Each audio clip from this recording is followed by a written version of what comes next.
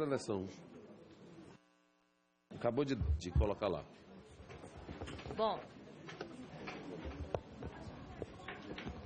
Bom dia. Em primeiro lugar, agradeço por essa oportunidade de expor para os novos deputados dessa importante comissão. Agradeço o presidente Antônio Brito, agradeço também a requerimento do deputado Jorge Silva, Paulo Folleto e a todos os demais. Eu vou tratar do financiamento da Seguridade Social e queria incluir esse tema nessa conjuntura, no momento em que vivemos no país uma crise econômica seletiva, né? Porque alguns setores, especialmente os bancos, o setor financeiro, não está em crise, não é? Está acumulando lucros crescentes e claramente decorrente de transferência de recursos públicos por meio do sistema da dívida. Então, eu já queria deixar de pronto essa questão, porque no momento em que o PIB está encolhendo, toda a crise no setor produtivo, na indústria, no comércio. Obrigada. A crise alcança o setor produtivo, a indústria, o comércio, as questões sociais, crise política, o PIB encolhendo, o setor financeiro acumulando lucros, né? Então, é evidente o avanço das concessões ao capital. A ferramenta essencial que tem feito essa transferência de renda do setor público para o setor financeiro privado é o sistema da dívida, não é? Assistimos cortes de gastos, aumento de tributos para cumprir o ajuste fiscal, mas não se fala na questão dos juros, não é? E dos abusos incluídos na geração de dívida pública sem contrapartida alguma ao país. Por favor, pode passar. Em relação à questão da Seguridade Social, né, que envolve a questão do SUS, que está em objeto aqui hoje, a saúde, a previdência e assistência, não existe o falacioso déficit. Nós tivemos, nos últimos 5 anos, superávites bilionários na Seguridade Social. Em 2010, sobraram 55 bilhões. Em 2011, 76. Em 2012, 83. Em 2013, 78. Em 2014, 53 bilhões. Essa queda aqui de 78 para 53 é por conta da desoneração da folha. Bom, essas próximas telas correspondem ao orçamento da Seguridade Social, que o governo não destaca e que a Associação ANFIP, dos auditores fiscais da Receita Federal do Brasil, destacam todas as receitas da Seguridade Social como previsto na Constituição Social, na Constituição Federal. Então, se computarmos todas as receitas da Previdência, não só da Folha, presidente, mas as receitas da COFINS, que é paga pelos trabalhadores, é paga por todos nós, embutida em tudo que consumimos. A receita da contribuição social sobre o lucro líquido, do PIS, das outras contribuições, e em seguida, por favor, pode passar, compararmos com as despesas de toda a Seguridade Social, as receitas da saúde, da previdência e da assistência, nós temos aquele resumo, não é, que eu apresentei na primeira tela, a sobra de recursos de 55 bilhões lá em 2010, 76 bilhões em 2011, 83 em 2012, 78 em 2013, pode passar. E os dados de 2014 estão separados aqui nessas próximas 2 telas, apresentando um superávit de 53 bilhões. Pode passar. Então, esse é o resumo. Não existe falta de recursos na Seguridade Social. Sobraram bilhões, aquele resumo, bilhões, nos últimos anos. Então, qual é o problema da Seguridade Social? Por que é que faltam recursos para a saúde, para a assistência e para a Previdência? Acabamos de assistir o veto do reajuste dos aposentados. Por que que faltam recursos? Está aqui explicado. O país está vivendo em função de pagar juros. Juros sobre uma dívida gerada por diversos mecanismos sem contrapartida alguma. Isso é que é ainda mais grave. Pagamos os juros mais altos do mundo. E sobre que dívida? Onde está a contrapartida da dívida que está aí? A interna de mais de 3 trilhões e 600, e a interna de mais de 550 bilhões de dólares. Essa é a questão. Pode, aqui, ó, antes, um minuto. Esse dado é o dado oficial do CIAF.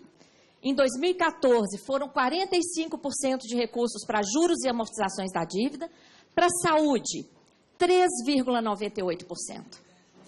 Para assistência social, 3,08%. E para a Previdência, ainda vão 21% por conta das vinculações, né? Mas o ataque à Previdência é enorme, porque fazem uma conta errada, falsa.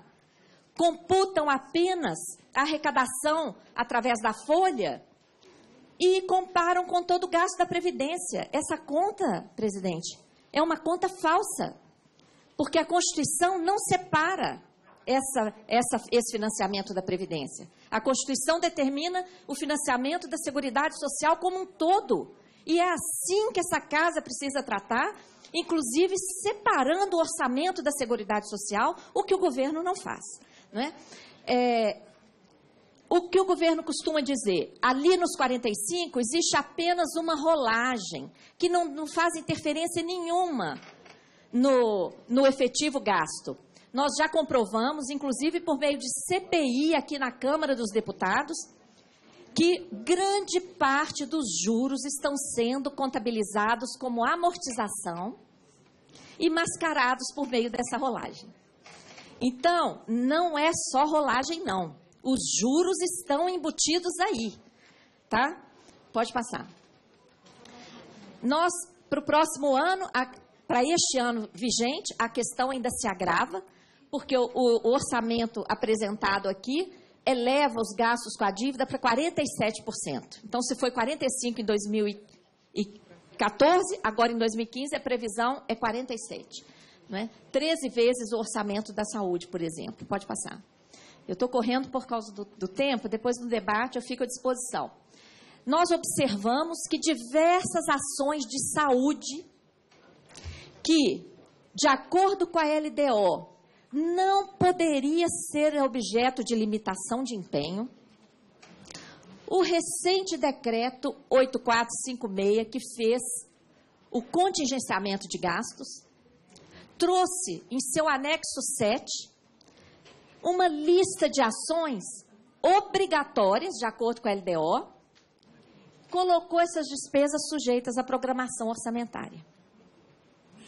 Então, esse aqui é um ponto que a gente quer levantar, pode passar, essas ações que são obrigatórias, que não poderiam ter limitação de empenho, estão destacadas lá no anexo 7, entre elas algumas de educação e algumas de saúde. Tá?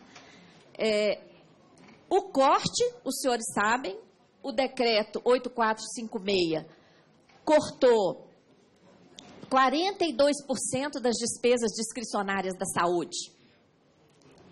Isso não seria também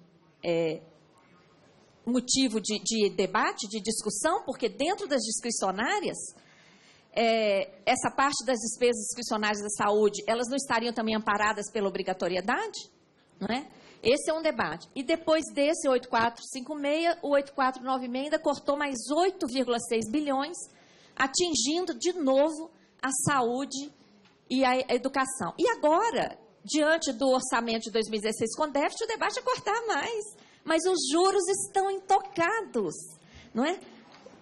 A pauta aqui teria que ser: que dívida é essa? Porque o rombo das contas públicas está nos juros de uma dívida gerada por mecanismos. Pode passar. Né? Eu fiz aqui...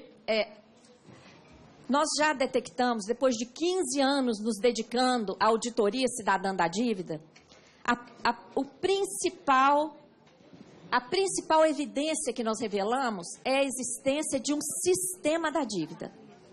Porque dívida é uma coisa que todo mundo interpreta, logicamente, como se há uma dívida, houve uma entrega de recursos. Para todo mundo, isso é que é dívida. O que nós observamos ao investigar a dívida pública? Existe um sistema que gera dívida sem contrapartida, que está utilizando o instrumento do endividamento público, que é um instrumento muito importante que deveria complementar recursos que faltassem para a saúde, para a educação, para áreas fundamentais, para garantir os direitos fundamentais. Mas esse instrumento do endividamento público está sendo usurpado de forma que dívidas são geradas sem contrapartida e o maior beneficiário é o sistema financeiro privado, nacional e internacional. Esse esquema se reproduz internacionalmente, nós já vimos isso em auditorias oficiais feitas no Equador, na Grécia, e se multiplica também no âmbito dos estados, como vimos em Minas Gerais. Deputada Delma Leão foi presidente de uma comissão especial na Assembleia Legislativa de Minas, quando era deputada estadual. Nós vimos esse esquema de gerar dívida no estado de Minas Gerais. Pode passar. Como esse sistema opera? Atuando no modelo econômico. Quais são as metas do nosso modelo econômico? Não é o pleno emprego, o desenvolvimento socioeconômico. As metas do nosso modelo econômico são as metas estéreis, de superávit primário, não é? De inflação calcada em pilares que não combatem a nossa inflação. O regime de metas de inflação é baseado em juro alto e enxugamento da base monetária, retirando o volume de moeda em circulação. Eu pergunto para os senhores, juros altos influenciam no preço da energia elétrica, que foi o que causou a inflação? Influenciam no preço do alimento e dos demais preços administrados? Nada a ver. É uma política voltada para alimentar esse esquema. E a base monetária? A base monetária no Brasil é inferior a 5% do PIB. Em todas as grandes economias, Japão, China, todos os países europeus, Estados Unidos, é 40% do PIB. Então, o Brasil virou um país em que não pode emitir moeda, porque isso gera inflação, segundo essa teoria desse modelo econômico voltado para esse esquema. Não se pode emitir moeda, mas pode emitir dívida à vontade. E dívida vai gerar obrigação de juros e transferência de recursos para o setor financeiro, né?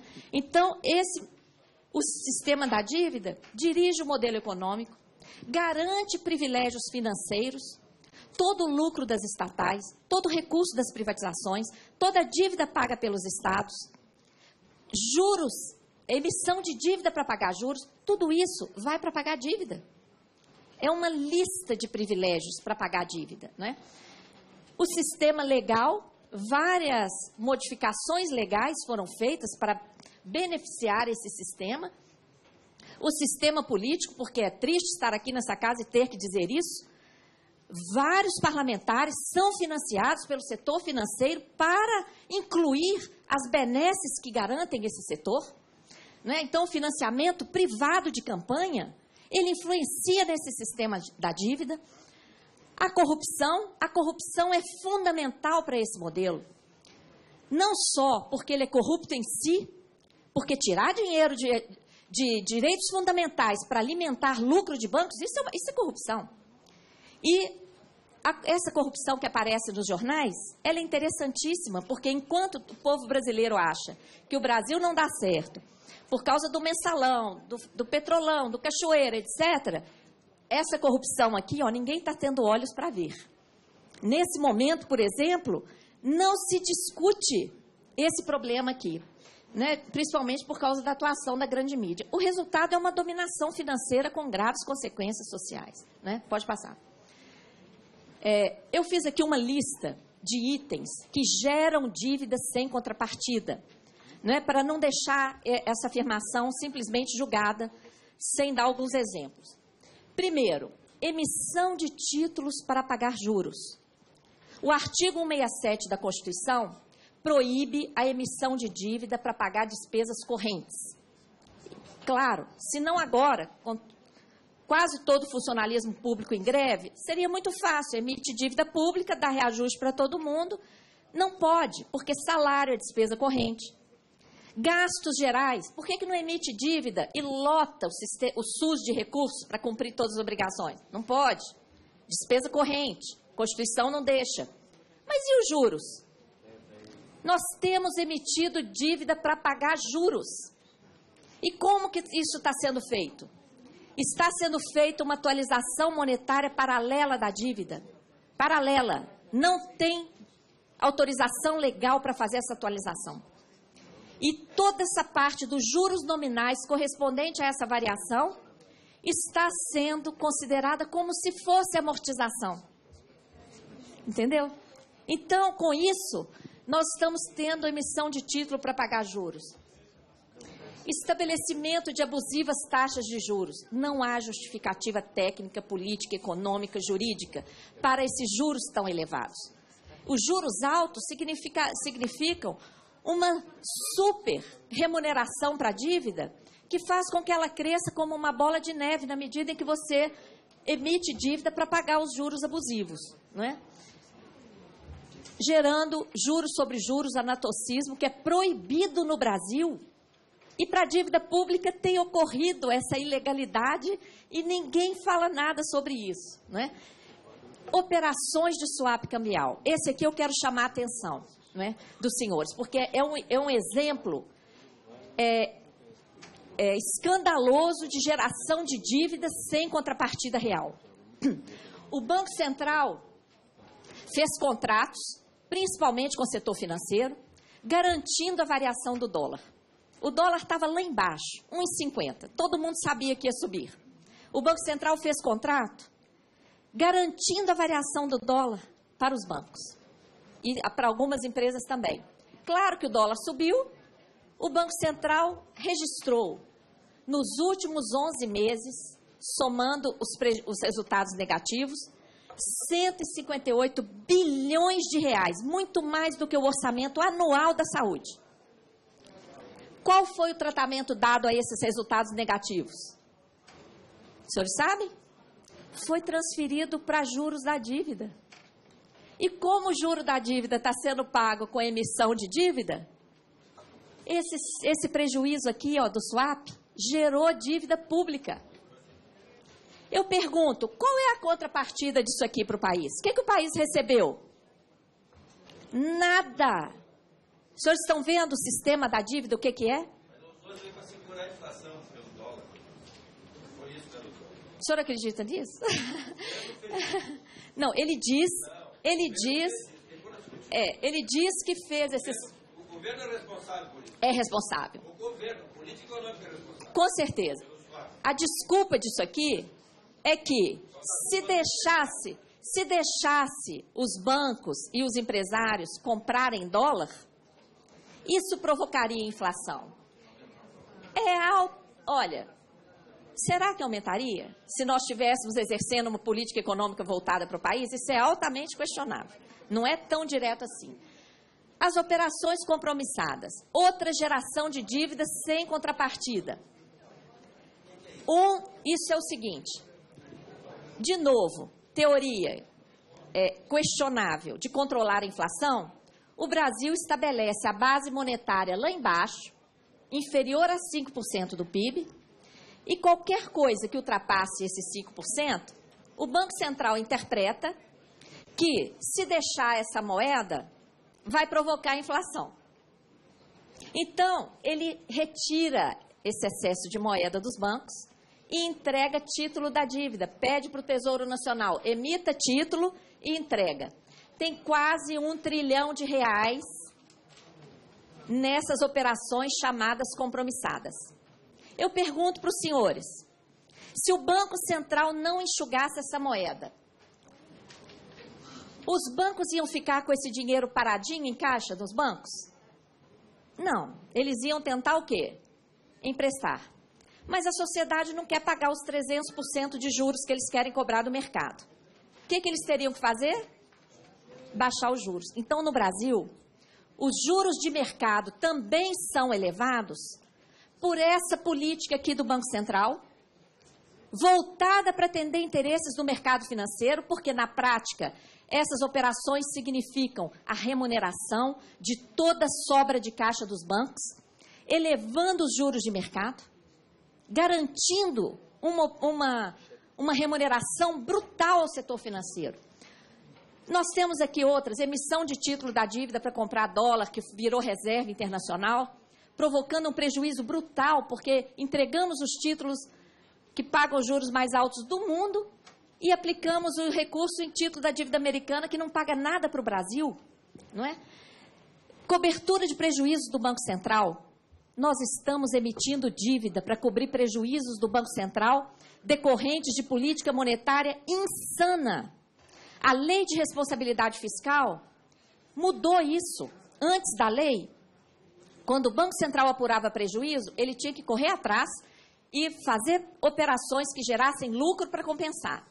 A partir da lei de responsabilidade fiscal, o prejuízo do Banco Central é coberto por dívida pública. Tá? Os senhores sabiam que em 2009, 147 bilhões de reais de prejuízo do Banco Central viraram dívida? Em 2009? Em 2010, 48 e por aí afora. E, recentemente, um remanejamento de dívida interna para dívida externa está gerando dívida porque está aumentando a obrigação, garantindo variação cambial para os estrangeiros. Pode passar? Eu vou passar rapidamente as telas porque meu tempo esgotou, mas só para ficar aí para os senhores. A dívida externa, a evolução da dívida externa, que não acabou, que está em 554 bilhões de dólares. A dívida interna alcançou agora em julho 3 trilhões 680 bilhões. A dívida interna bruta. O Banco Central informa 1 trilhão e 100 a menos porque ele tira aquelas operações de mercado aberto que compromissadas. Pode ir. Aqui estão os números para ficar aí para os senhores. Pode passar. Esse quadro aqui que eu faço questão de apresentar, deputado, presidente.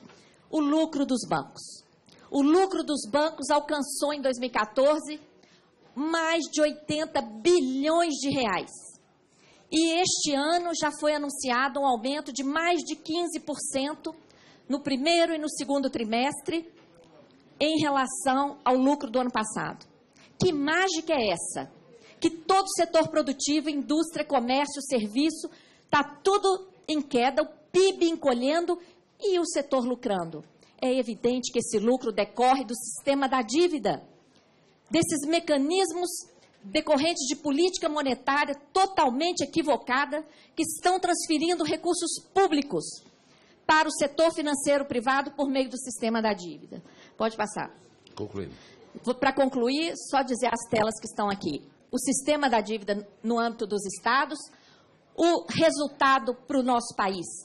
7º país mais rico do mundo, somos o 79º IDH, o penúltimo em educação, o pior em distribuição de renda do mundo e o 128º em crescimento econômico. Esse aqui é o resultado dessa política equivocada. Nós precisamos saber que dívida é essa, exigir a auditoria que está prevista na Constituição. Já houve uma CPI nessa casa que apurou ilegalidades, os processos estão no Ministério Público e nada acontece. O Equador fez auditoria, reduziu em 70% a dívida externa com bancos. O resultado, olha aqui, a inversão dos gastos com a dívida com os gastos sociais a partir da auditoria. E, historicamente, o gasto com a dívida, que são essas colunas vermelhas, superavam em muito os gastos sociais. A partir da auditoria, inverteu essa lógica. E é só os senhores olharem os dados da CEPAL para ver o que aconteceu no Equador. Na Grécia, infelizmente eu não vou ter tempo de explicar, no debate eu posso esclarecer, nós apuramos a atuação do mesmo sistema da dívida lá. O país vive uma crise humanitária e os bancos continuam sendo salvos.